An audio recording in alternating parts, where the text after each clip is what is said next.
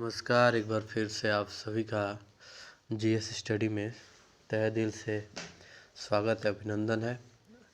हम अभी हिंदी का एक फाउंडेशन बैच लेकर आए थे फ्री में आपके लिए।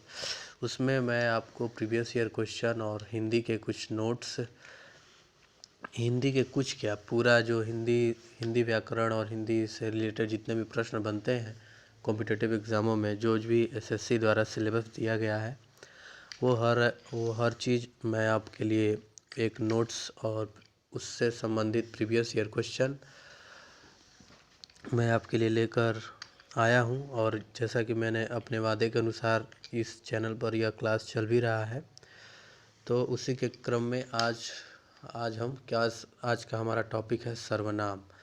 अब तक हमें टोटल 32 टॉपिक पढ़ने हैं। 32 टॉपिक में ये 17, आज हम 2 टॉपिक क्लियर करने वाले हैं।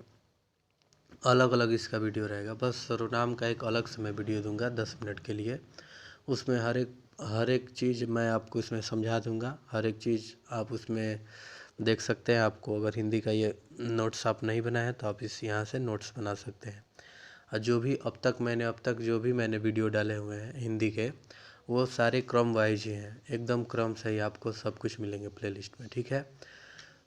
तो ये घबराने की ज़रूरत नहीं है कि इधर उधर का सब नहीं है, एक क्रम से नीचे से जाएंगे। क्लास 1, क्लास 2, क्लास 3, क्लास 4 ऐसे करके मैंने लिखा हुआ है। और आगे चल के कुछ थंबनेल पर या छूट गया है तो आप वहाँ से अपना दिमाग लगा के थोड़ा यूज कर लीजिएगा अपना दिमाग और आगे बढ़िएगा, ठीक है। तो चलिए उसी के क्रम आइए जब पढ़ते हैं। आज का हमारा टॉपिक क्या है? सर्वनाम। सबसे पहले सर्वनाम की हम परिभाषा जानेंगे। वे शब्द जो संज्ञा के स्थान पर प्रयुक्त होते हैं उसे हम क्या कहते हैं? सर्वनाम कहते हैं। ये संज्ञा शब्दों की पुनरावृत्ति को रोकते हैं। इस सर्वनाम क्या करता है? शब्दों की पुनरावृत्ति को रोकता है, ठीक है। आइए कुछ उदाहरण देखते हैं। रविंद्र सिंह चट्टोपाध्याय स्कूल जा रहा है। यह कौन सा हो गया? व्यक्तिवाचक संज्ञा। वह रविंद्र सिंह चट्टोपाध्याय ईमानदार है। तो आप अब उसका मतलब, अब जैसे इसके बारे में लिख रहे हैं तो अब उसका नाम लिखना जरूरी नहीं है, बस आप कौन सा संकेत दे देंगे? वह ईमानदार है। तो अब आप इतना नाम बड़ा लिखने से बच जाएंगे, ठीक है। रविंद्र सिंह चट्टोपाध्याय ईमानदार है। आप इतना ना लिख के ये भी लिख देंगे कि वह ईमानदार है। तो जैसे ऊपर हेडिंग डाल देंगे कि रविंद्र सिंह चट्टोपाध्याय, हेडिंग आप डाल देंगे कि मतलब इसके बारे में मैं लिख रहा हूँ। तो आप बार बार आप उनका नाम नहीं लिखेंगे, ठीक है। तो वही उसी बात को बताया गया है कि जो सब संज्ञा के स्थान पर प्रयुक्त होते हैं तथा ये संज्ञा के शब्दों की पुनरावृत्ति को रोकते हैं। सर्वनाम कौन कौन सा? मैं, यह, वह, तुम, ये सब क्या है? हमारे सर्वनाम है, ठीक है। अभी आगे आपको सब कुछ क्लियर हो जाएगा, ठीक है। अब जैसे उसी के स्थान पर दिया है, उसके पिताजी बाजार जा रहे हैं। उसके, तो अब पूरा आप ऐसे लिखते हैं कि उसके रविंद्र सिंह चट्टोपाध्याय के पिताजी बाजार जा रहे हैं।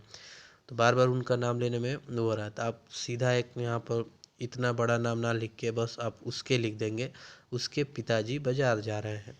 आप इतना शॉर्ट में हो जाएगा, ठीक है। समझ गए सर्वनाम क्या चाहता है, सर्वनाम कैसा प्रयोग करते हैं सर्वनाम को हम, सर्वनाम की परिभाषा क्या है। अब आइए सर्वनाम के भेद जानते हैं। सर्वनाम के भेद टोटल कितने हैं? 6 हैं। पहला है पुरुषवाचक सर्वनाम, निश्चयवाचक सर्वनाम, अनिश्चयवाचक सर्वनाम, संबंधवाचक सर्वनाम, प्रश्नवाचक सर्वनाम, निजवाचक सर्वनाम। ये 6 ये क्या है? हमारे सर्वनाम के भेद हैं। और जो पुरुषवाचक सर्वनाम है इसको 3 भागों में बांटा गया: उत्तम पुरुष, मध्यम पुरुष और अन्य पुरुष। उत्तम पुरुष कौन होगा? मैं, हम और इसकी कारक, जैसे मैं गाना गा रहा हूँ, ठीक है। हम गाना गा रहे हैं। मैं और हम जहाँ भी ये प्रयोग होगा यह सब, तो ये आपका क्या हो जाएगा? उत्तम पुरुष। मध्यम पुरुष क्या हो जाएगा? तू। जैसे किसी को और इशारा, जैसे मैं किसी को इशारा करके कह रहा हूँ तो हमारा क्या हो जाएगा? मध्यम पुरुष हो जाएगा। अन्य पुरुष में कौन हो जाए? यह, वे, ये, वो और इसकी कारक की विभक्ति देखेंगे यहाँ पर, ठीक है। जैसे यह, वो, ये हमारे जहाँ यह अगर इस या वो, ये, वे, वो, मतलब इनसे शब्द शुरुआत होगा तो वो क्या हो जाएगा, अन्य पुरुषवाचक हो जाएगा। ठीक है। जैसे एक मान लीजिए तू क्या है, एक वचन है। तुम क्या है, बहुवचन है। आप क्या है, बहुवचन और उम्र में बड़ा। जैसे आप अपने वहाँ पर ये चीज़ मैंने यहाँ पर क्लियर किया हुआ है कि तुम तो बहुवचन है ही, लेकिन तुम आप किसे बोलेंगे, जो उम्र में छोटा होगा उसे आप तुम बोलेंगे। ठीक है।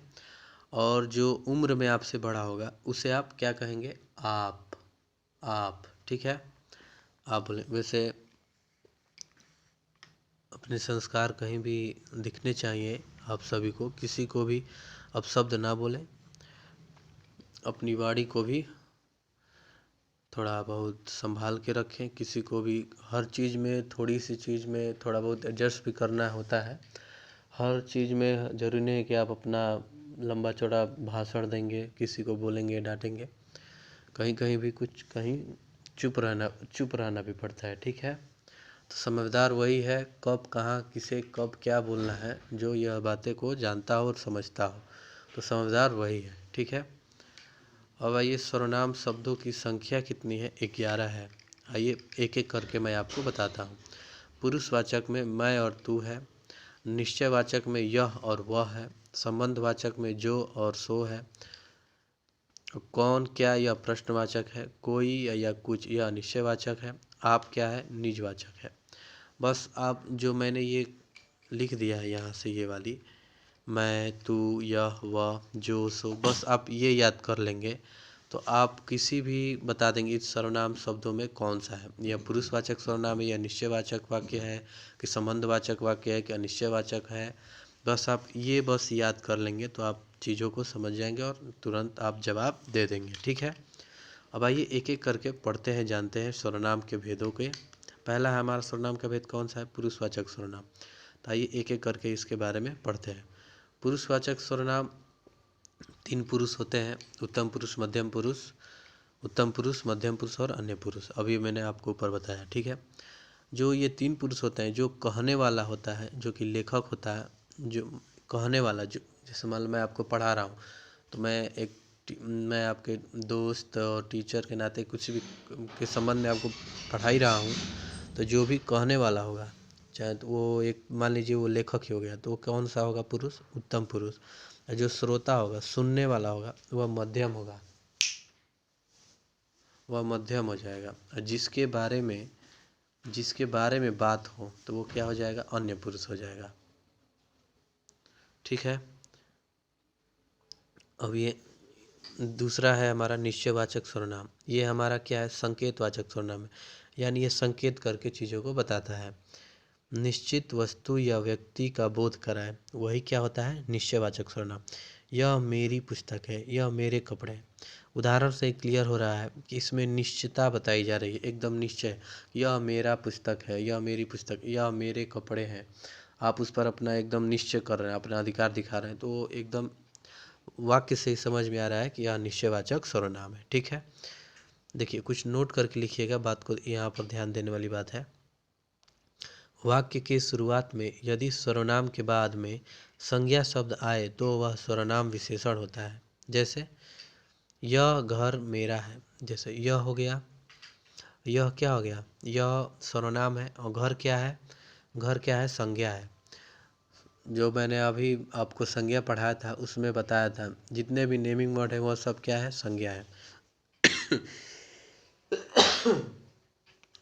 तबीयत थोड़ा बहुत है, इसलिए 2 दिन क्लास नहीं चला था इस चैनल पर।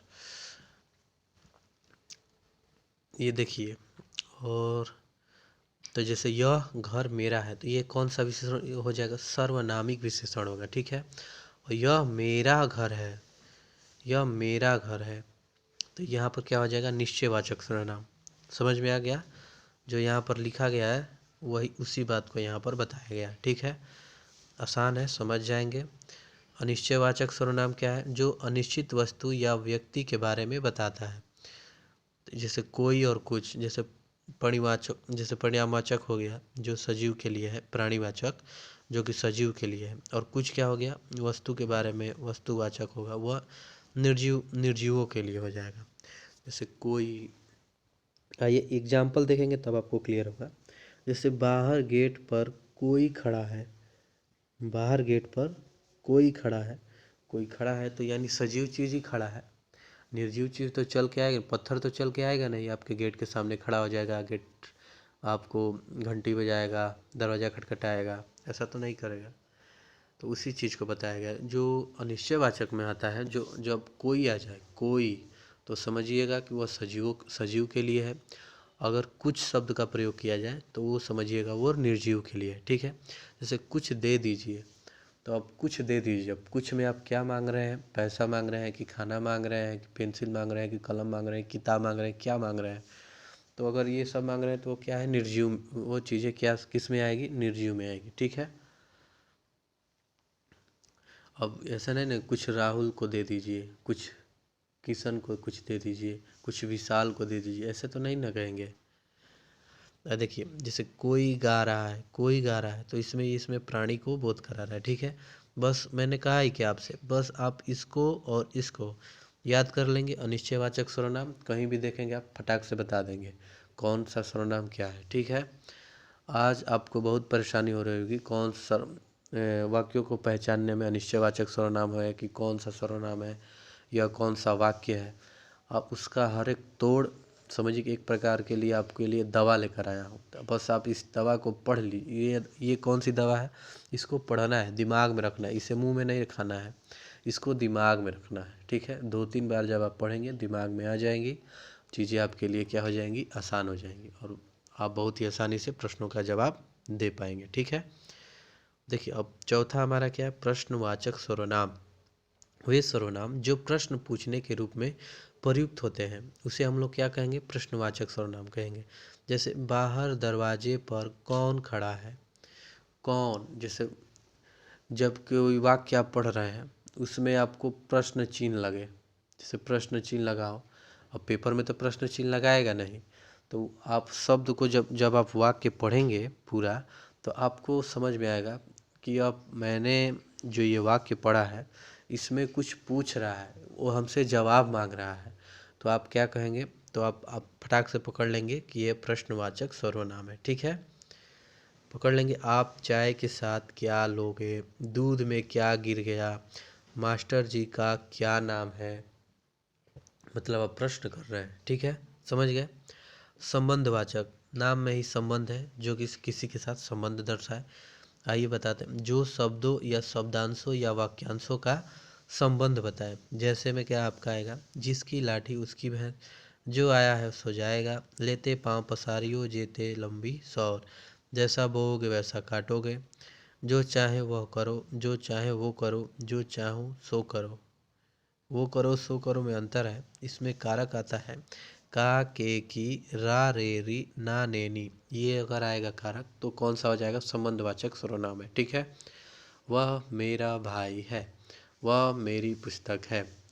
तो यह हमारा क्या है? ये इसमें निश्चितता का बोध कराया जा रहा है, निश्चयवाचक का। ठीक है, निजवाचक सर्वनाम क्या है हमारा?